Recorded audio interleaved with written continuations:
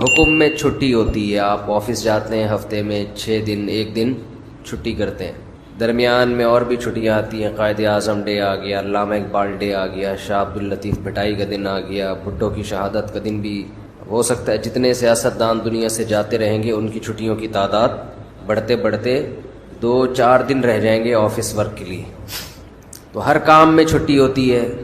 نماز جب سے شروع ہوئی موت تک ایک دن بھی ایسا نہیں ہے جس میں قضا کرنے کا حکم۔ تو اتنی پابندی جب کسی حکم کی ہوتی ہے تو انسان بعض دفعہ تھکنے لگتا ہے، پھر اس میں جماعت کی پابندی کرنا۔ اس لیے قرآن نے کہا وَإِنَّهَا لَكَبِيرَةٌ إِلَّا عَلَى الْخَاشِعِينَ، یہ نماز ایک مشکل کام ہے، یعنی اللہ کسی حکم کو مشکل خود سے نہیں کہتا۔ نماز کی پابندی کو اللہ کیا کہہ رہے ہیں؟ یہ ایک مشکل کام ہے۔ الا علی الخاشعین، مگر ان لوگوں پر۔ فہد بھائی موبائل کو نہ دیکھیں، بیان سنیں، ٹھیک ہے نا؟ سب کے لیے ہو رہا ہے تو آپ کے لیے بھی ہو رہا ہے نا۔ آپ ایک پرسوں عشاء میں شارٹ تھے۔ وَإِنَّهَا لَكَبِيرَةٌ، یہ مشکل کام ہے۔ الا علی الخاشعین، مگر ان لوگوں پر جن کے دل میں اللہ کا خوف ہے۔ اب دیکھو اللہ نے نسخہ بھی خود ہی بتا دیا کہ اگر اس مشکل کو آسان بنانا چاہتے ہو تو اپنے اندر اللہ کا خوف پیدا کر لو۔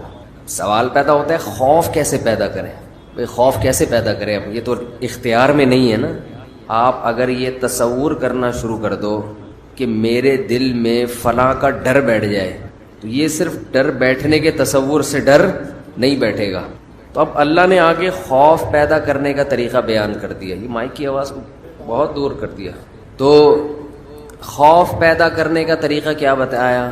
الذین یظنون انہم ملاقو ربہم، یہ وہ لوگ ہیں جن کو یقین رہتا ہے کہ یہ اپنے رب سے ملاقات کرنے والے ہیں۔ وانہم الیہ راجعون، اور انہوں نے اس اللہ کی طرف لوٹ کر جانا ہے۔ جب آپ یہ تصور کر لیں گے کہ یہ دنیا ختم ہونے والی ہے اور ہم نے یہاں سے نکل کے جانا ہے، اللہ کے سامنے کھڑے ہونا ہے، تو ہر مشکل کام آپ کے لیے آسان۔ میں عجیب بات بتاؤں، اسلام میں ہر بیماری کا یہی علاج، ہر پریشانی کا بھی یہی علاج، ہر ٹینشن کا بھی یہی علاج، ہر مشکل کام کا بھی یہی علاج۔ وہ کیا علاج ہے کہ ہم نے جانا کہاں ہے؟ اللہ کے پاس۔ آپ نے بعض حکیم دیکھے ہوں گے، اب تو حکیم لوگ شارٹ ہو رہے ہیں مارکیٹوں سے، بہت کم کہیں کہیں نظر آتے ہیں۔ بعض حکیموں میں مشہور ہوتا تھا ہر بیماری کا ایک ہی چورن ہے ان کے پاس، ہر بیماری کا ایک ہی چورن۔ وہ شاید فراڈی ہوتے ہوں، لیکن اسلام میں ہر بیماری کی ایک ہی دوا ہے، اور یہ زبردست دوا ہے۔ دیکھیں اللہ تعالیٰ نے جب ہمیں کوئی غم اور پریشانی ہو تو اللہ نے اپنے نیک بندوں کی جو صفات بیان کی ہیں وہ کیا بیان کی ہیں؟ الذین اذا اصابتہم مصیبہ، انہیں جب کوئی مصیبت پہنچتی ہے، قالوا، تو یہ کہتے ہیں، انا للہ، ہم اللہ کے لیے ہیں، وانا الیہ راجعون، ہم نے جانا کہاں ہے؟ اللہ کے پاس۔ مصیبت میں تنوین ہے، تنوین۔ اگر یہ ہوتا نا المصیبہ، اس کا مطلب ہوتا کوئی خاص قسم کی جب مصیبت پہنچتی ہے تو یہ کہتے ہیں۔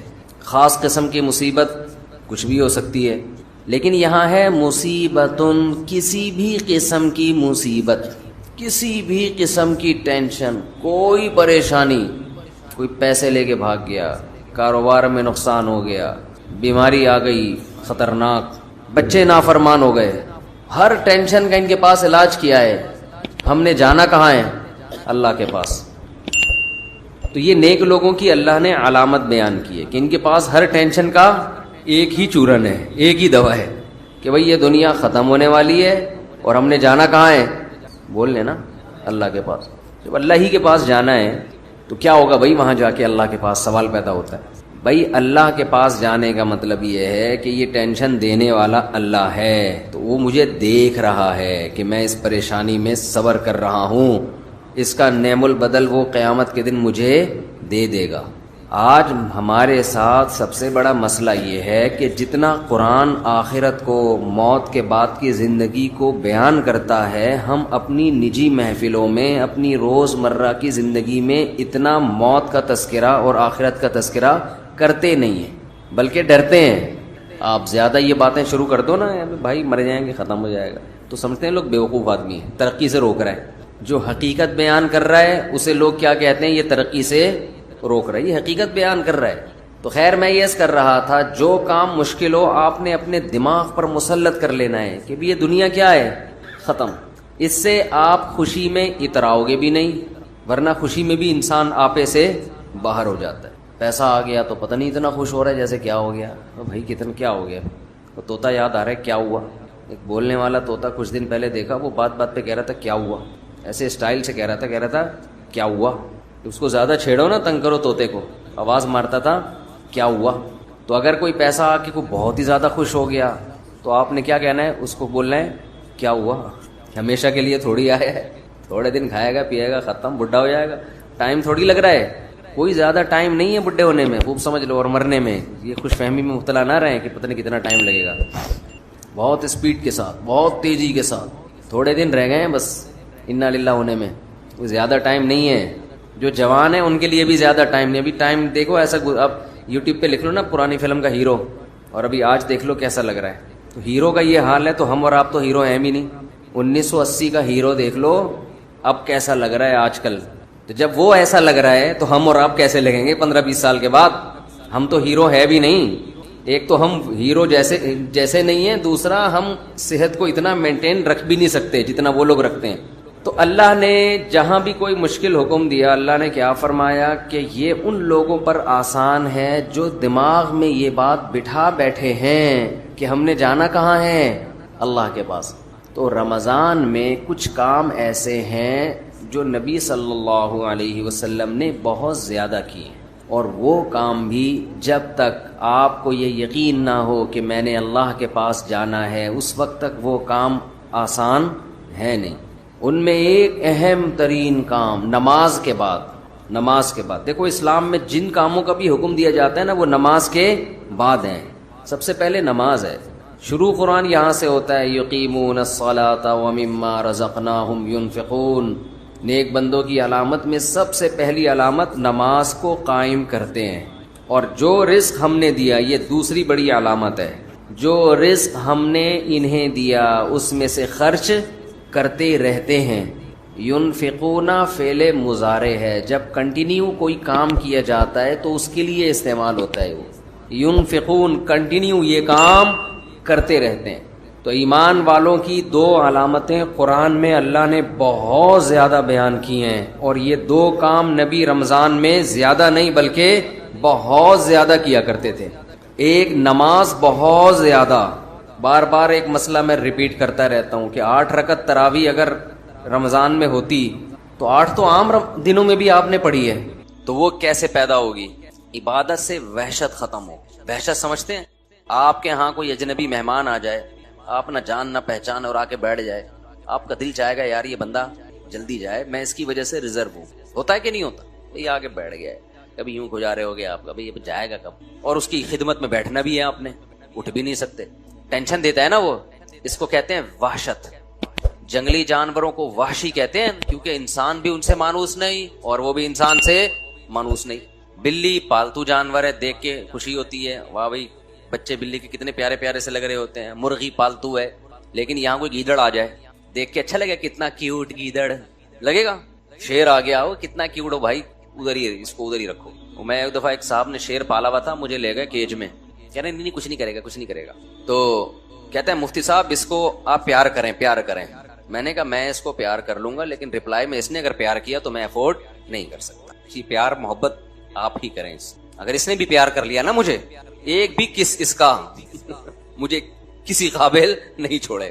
تو وحشت ہوتی انسان کو درندوں کو دیکھ کے. اس سے یاد آیا آج کل مگرمچھ پالنے کا رواج بڑھ رہا ہے، کچھوے پالنے کا رواج بڑھ رہا ہے، اژدہے پالنے کا. یہ غیر مسلموں کے طریقے ہیں. کوئی انسان کے بچے بنو یار، کوئی حلال جانور پالو.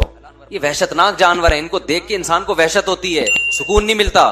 مگرمچھ کوئی پالنے کی چیز ہے؟ کچھوے پالے ہوئے ہیں اور سانپ پالے ہوئے ہیں لوگوں نے. انسان بنو یار. ہر وہ چیز جو انگریز تو ڈپریشن میں ہے نا، وہ کرے گا کچھ نیا. وہ کہہ رہے یار مرغیاں تو پال کے دیکھ لی، ٹھیک ہے نا، اب کچھ آگے جاؤ. وہ اژدہے پالے گا، وہ بندر پالے گا. آپ بچے پالو، اور کیا پالو؟ آپ جانور پالنا ہے، حلال جانور پالو. حدیث میں ترغیب ہے انجان، اس سے انسان کو فائدہ ہوتا ہے. ابھی دیکھو ہم نے پچھلے سال ایک آدھ مرغی خریدی تھی، آج کیج بھر گیا ہے ہمارا الحمدللہ، اور لائن پہ لگ گئی ہیں مرغیاں. 6-7 انڈے دے کے ایک بیٹھے گی، دوسری بھی پھر بیٹھی نظر آئے گی. ہم نے کہا لے بھائی اس نے بھی اعتکاف کی نیت کر لی ہے، اس کے نیچے انڈے رکھے، تیسری. اور ایک عجیب سکون بھی ملتا ہے دیکھ کے. اب وہ ایک مرغی کے بچے تھوڑے بڑے ہوئے، وہ دوبارہ انڈوں پہ بیٹھ گئی، وہ بچے غصہ کر رہے ہیں ماں پہ، ابے تو کدھر بیٹھ گئی بھائی، ابھی ہمیں ہماری کیئر کرو. وہ بچے ماں کو جا کے ٹھونگ مار رہے ہیں، اماں غصہ کر رہی ہے. پھر ہم نے کیا کیا، اس کو کیج میں بند کر دیا. وہ جو کڑک ہوتی ہے نا جسے کہتے ہیں، وہ انڈوں پہ بیٹھی ہوئی، تو بچے وہ کیج کے قریب جا کے بیٹھے ہوئے ہیں اور بڑے افسردہ جیسے کسی کے سویم میں آئے ہوئے ہوں، بالکل ایسے پڑے ہوئے ہیں نا. اماں کو کیا ہو گیا؟ اماں کہہ رہی ہے اتنے بڑے گدھے ہو گئے، گھوڑے ہو گئے، ابھی بھی اماں کی گود میں بیٹھے رہو گے. سانپ پال رہے ہیں اور عجیب عجیب چیزیں پال رہے ہیں بھائی. تو کیا کہہ رہا تھا یار، میں بیان کی نا، جہاں سے میں ٹرننگ لیتا ہوں نا پوائنٹ، اس کو پکڑ کے رکھا کریں. تو خیر میں یہ عرض کر رہا تھا، کیا عرض کر رہا تھا میں، بیان تو مجھے یاد ہے کہ کیا ٹاپک تھا، لیکن جو میں نے جہاں سے موڑا تھا نا وہ جگہ کون نہیں، وہ تو مجھے پتا ہے ٹاپک ہی یہ چل رہا ہے. چلو چھوڑو. ہاں، وحشی جانور کی مثال دے رہا تھا کہ جیسے انسان کو وحشی جانوروں سے ایک وحشت ہوتی ہے، کچھ پاگل ہیں ان کو وحشت نہیں ہوتی تو وہ پاگل ہیں، ورنہ جو انسان کا بچہ ہوگا اس کو وحشی جانوروں سے وحشت ہوگی. آج کل ایک لفظ چل رہا ہے اینیمل لورز. یہ لفظ بھی گوروں سے آیا ہے. اسلام میں جانوروں پہ رحم کرنے کا حکم ہے. اتنا فری کرا لینا جانوروں کو کہ انسانوں پہ جانوروں کو ترجیح دینا شروع کر دیں، اس کی اسلام میں اجازت نہیں ہے. سب سے پہلے جو پالنے کی چیز ہے نا وہ اپنے بچے ہیں، وہی نہیں پیدا کر رہے تمہاری زندگیوں سے سکون چھن جائے گا. بچے پالو اپنے، ان سے محبت ملے گی، گھر میں ایک سکون اور اطمینان ہوگا ان سے، وہ تمہارا دست و بازو بنیں گے. ان میں کیسے کیسے لوگ پیدا ہوں گے. ہم تو آخرت کو مانتے ہیں، گورا آخرت کو نہیں مانتا. یہ آخرت کا ذخیرہ بنیں گے. زکریا علیہ السلام بڑھاپے میں اولاد دنیا کے لیے تھوڑی مانگ رہے تھے، کس کے لیے مانگ رہے تھے؟ آخرت میں مانگ رہے تھے. ورنہ بڑھاپے میں کیا انسان کہے گا میں چھوٹے بچے کو کیسے پالوں گا.